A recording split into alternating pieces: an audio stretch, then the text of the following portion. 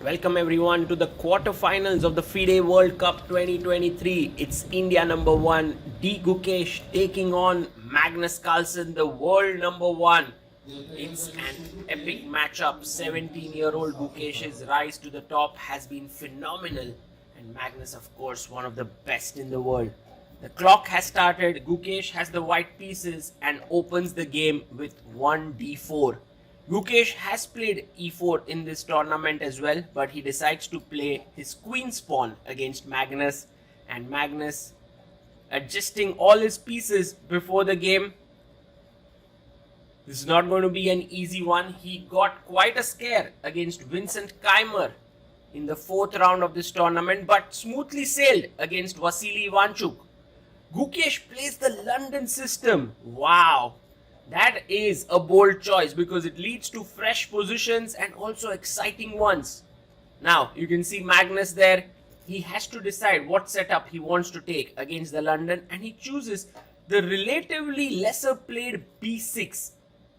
The idea is to put your bishop on b7, but it's a hyper modern way to play because you're not playing in the center. Gukesh plays knight c3 with the idea to capture the center with pawn up to e4. And Magnus now has to decide what to do. He goes bishop b7, stopping the pawn from advancing. Gukesh is still in his preparation. He plays his pawn up to f3, and his point is he wants to play e4. Many times, if black goes d5 to stop it, you could still sacrifice a pawn. So Magnus doesn't even stop it. He says, Gukesh, okay, have your way, play e4. But what you've done with f3 is that your knight can no longer develop on that square. So Gukesh does go e4. Now, if you play d5, there are ideas of knight b5 attacking c7. And that's the reason why Magnus says, first I'll control the b5 square and only then strike in the center. So Gukesh, now you can see him thinking about his next move with his eyes closed. He's trying to figure out what to do. He still seems to be in his prep as he has 1 hour 32 minutes on the clock. Queen d2 with the idea of long castle. So Gukesh playing very aggressively. And now it's time for Magnus to strike in the center. He does so with the pawn up to d5. Gukesh has an important choice here. Should he push the pawn? But pushing the pawn right now would not be a good idea because knight goes back and then black hits with c5. So that's the reason why long castle has been played. And the point is very clear. If you take here, then I take back with my knight. You take with your knight, I take back with the pawn. You take the bishop, I play queen up, you go back, and then I push my pawn, and suddenly your king in the center is in big trouble because there is a lot of attack. Bishop takes is met with c4. So as Magnus, you don't want to be opening up the position. You want to keep it closed, and that's the reason why he goes bishop b4. Now, you can see that there are two main moves here. One is e5, knight d7, and because the bishop has developed here, there's bishop g5. And you have to assess this position. How do you like it for white? Or if you don't like pushing the pawn to e5, there's another move which is to play pawn up to a3 and forcing bishop takes, queen takes. Gukesh goes for the move a3. This is more aggressive, you can say, and even more fluid, while pushing the pawn led to more static positions. Now Magnus must take the knight. He takes it with his bishop.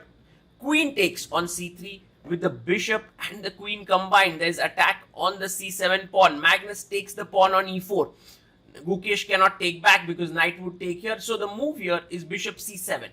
And the variation could go queen c8, bishop takes, queen takes, pawn takes, knight d5 attacking the bishop. And then this could lead to kind of an equalish position here. So Gukesh is calculating whether he should take this bishop takes pawn, or there is also another interesting move here, which is to push the pawn in the center, making use of his lead in development. He has a rook here, a queen here. And between these two moves lies what Gukesh needs to do next. Bishop takes c7, Magnus can go queen c8 or even queen d5. He goes d5. What a move here. And let's try to analyze the different possibilities. If you take now with the pawn, then after bishop c7, queen c8, already I have an improvement, which is queen e5 check. You don't want to do that. That's not good for you.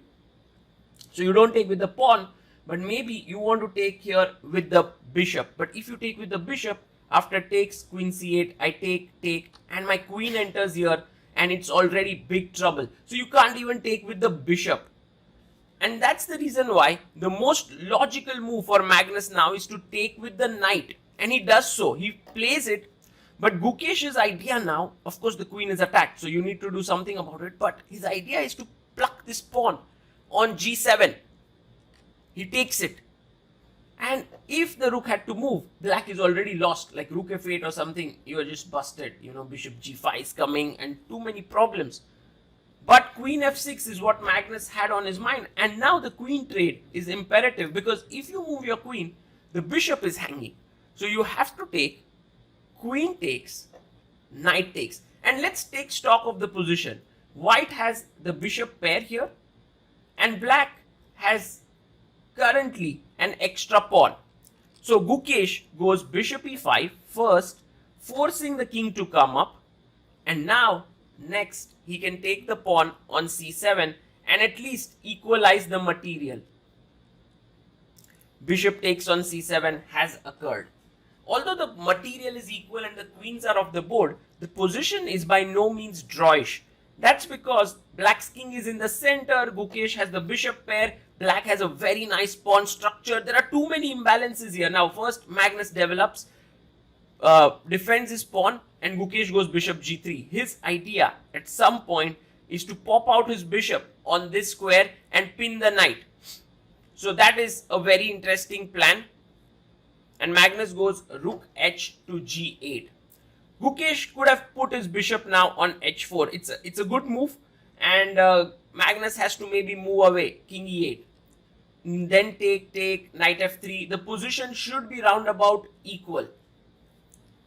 But with 55 minutes on the clock, Gukesh's move here is a critical one. He makes a very weird move, bishop e2. And this is a little bit difficult to understand, but the point it seems is to take here, bishop takes and put his pawn on bishop on f3. But what a classy move by Magnus.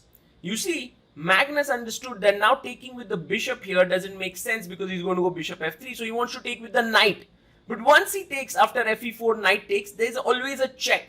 So with king e8, he avoids the check. And while this move may not seem spectacular or even like there's no combination or something, it really puts a lot of pressure on Gukesh. Pawn takes. And now Magnus need not take with the bishop because Gukesh is ready with his move bishop f3 here, but knight e4. And now there's no check. So the bishop is hanging. You can't even move the bishop anywhere. Let's say you go bishop f4, because then there's knight f2 and also the g2 pawn is hanging. So he goes bishop f3, hitting the knight and also pinning it here. Now Gukesh would have calculated knight takes g3, and then there is bishop takes b7 as well. However, black has a very strong move here, rook a7. And that leads to fine position. So after knight takes g3 now, Gukesh most likely will recapture h takes g3. Bishop b7, rook a7, h g3, rook takes is also a possibility. This also leads to a fine position.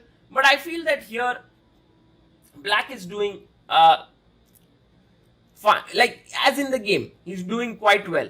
So Gukesh now trying to figure out how to proceed. And he takes h takes g3. Now while Gukesh's pawns are weak here, Magnus also has a weak pawn on h7. So he takes on f3, and you must take back with the knight, developing a piece. So knight takes f3. And I think Magnus is very likely going to chop off the pawn here on g3. This is very likely to happen. So he takes rook takes g3, and now Gukesh also must take this pawn on h7. He takes it. Can black win a pawn here? Because if you give a check, there is a knight f8 which blocks. But there is this very nice move, knight e5, hitting here. And if you take the knight, then rook h8, and I win the knight, win the rook in the corner.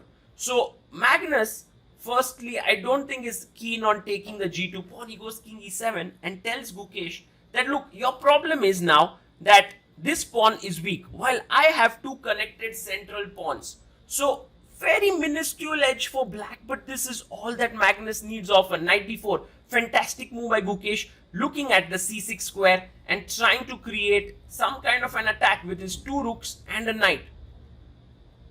How should Magnus continue here?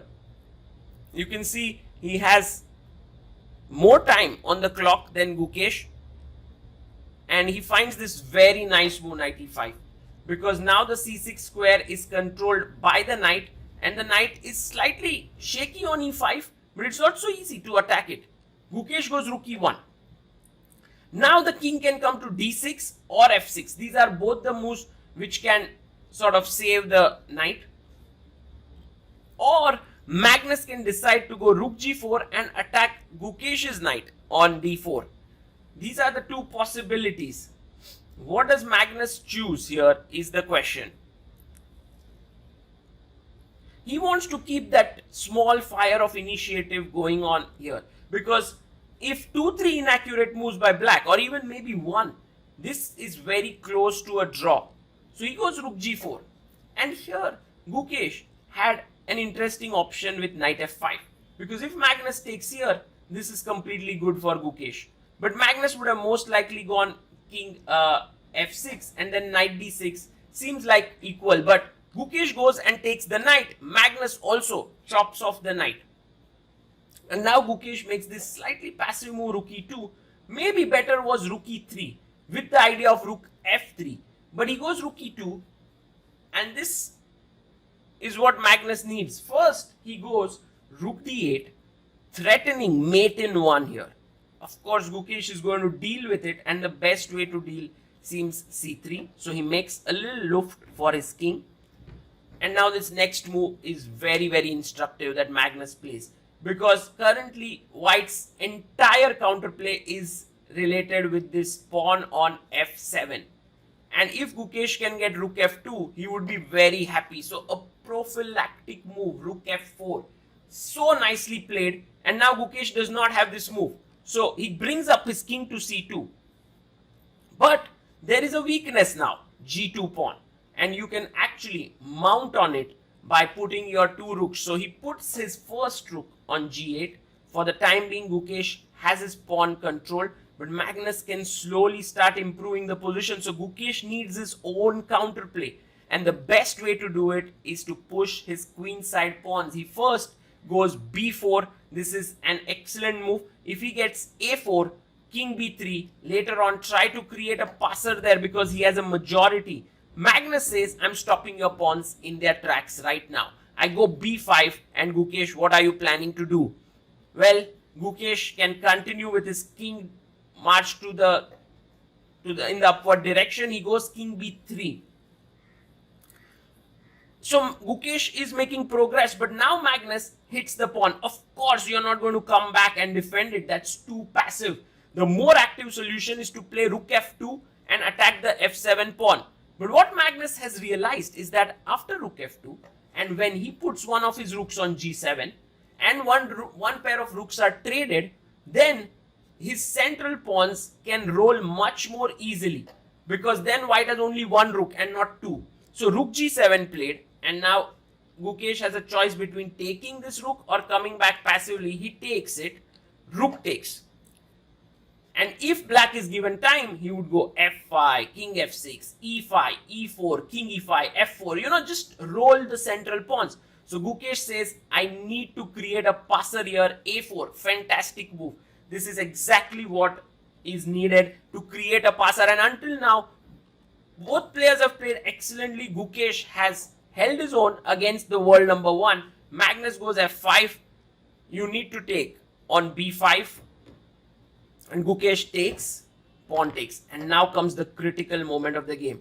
The right move is c4. how does this work? Because he comes in with a check, you bring your rook up, the pawn ending is a drawn position. This is a draw. So black will most likely take this. Then you double your pawns. He goes back, you push the pawn, rook comes here, you push another pawn, and it seems like this position should be lost for white because he has one pawn, but black has two. Now the trick here is to maintain your white king in a way that it helps this pawn, but also does not go all the way. It rather stays in the vicinity of the black pawns as well, like here king c4. And now you cannot really make progress because the king comes back and this pawn is going to keep the rook tied up. In this way, Gukesh could have actually made a draw. He should push his pawn up. This is his only counterplay right now in the position. If he does not push it up, then Magnus is clearly better. So Gukesh has 13 minutes to sort of work this entire thing out, but it's definitely clear that this move is not at all easy because you are going to give up a pawn there. He goes rook a2, and this is not a good move. Now Magnus can actually win the game with a very nice move, king d6, rook a5, king c6, check, king d5, rook b6, and then this is a winning endgame for him. But he goes rook g5, and Magnus was very proud of this move after the game. But Gukesh has a drawing line here, rook a5, f4, and then king c2, coming in with the king to the center, and this was a draw, but Gukesh gives a check. This is the final mistake of the game, and now Magnus is in the driver's seat. There's no stopping his pawns because he's going to take on g2 and he's going to roll his central pawns down the board. So this is game over. Rook goes back to a2, but this is not going to help Gukesh at all. This is passive. When you have to come back and defend, you know it, that there is nothing left. Rook comes to c2, and Magnus is completely in control now. He plays rook g3, even stopping all counterplay. Gukesh goes king e2 with some ideas of take, b5 counterplay, but Magnus even squashes that with his next move. Beautiful move, king e5, because now if c4 takes, b5, king comes, defends it, rook will come to b3. So he goes king b2, trying to keep it cool. Now the king comes to d5, and the central pawn now plans to roll down. So Magnus is totally winning here. Check. And king comes in with king to e4. Yeah, king e4 played.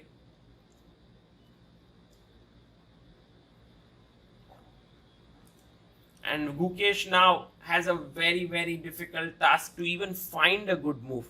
He plays king b3, but the black pawns are rolling down now. First time for the e-pawn to step one step ahead. Yes, e5. And Magnus would even like to move his king away. Maybe king comes up. He gives a check.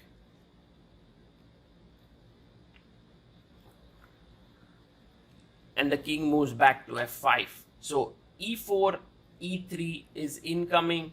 Then you go king e4, slowly push the pawn, create a passer, rook d2.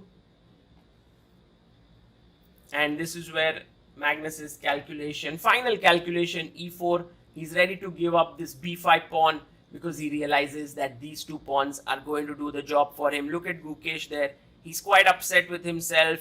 He knew that he has a draw somewhere, but Magnus viewed his endgame magic so beautifully and so brutally that Gukesh, with all his talent and all his skills, could do nothing to stop it. That's what happens when you play this Mozart of chess.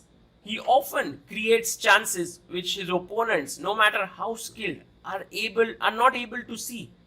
And after rook takes b5, now the e-pawn is rushing down the board. e3, fantastic move.